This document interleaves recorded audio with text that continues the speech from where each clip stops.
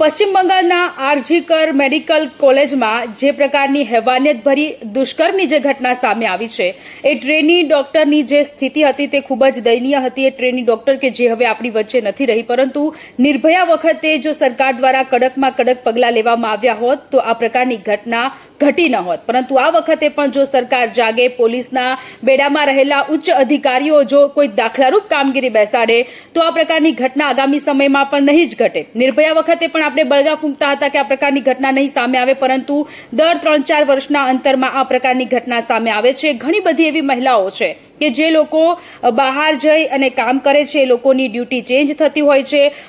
જેમ કે ડોક્ટર છે, નર્સ છે, અમારા લોકોની પણ શિફ્ટ ચેન્જ થતી હોય છે. પરંતુ એ શિફ્ટ દરમિયાન જે લોકોને સુરક્ષા રાખવાની છે, જ્યાં જે પ્રકારની સુરક્ષા હોવી જોઈએ એ પ્રકારની સુરક્ષા નથી હોતી. જો એ પ્રકારની સુરક્ષા થતી હોય તો અત્યારે ઘણી બધી મહિલાઓ નિર્ભય રીતે અત્યારે કામ કરતી હોય અને ઘણી બધી મહિલાઓ ચિંતા વગર પોતાના વર્ક પ્લેસ પર જતી હોય. ઘણી બધી મહિલાઓ ઘરની બહાર નીકળી અને કંઈક કરવાની હિંમત ત્યારે જ દર્શાવે જ્યારે તે મહેસૂસ સુરક્ષિત ફીલ કરતી હોય.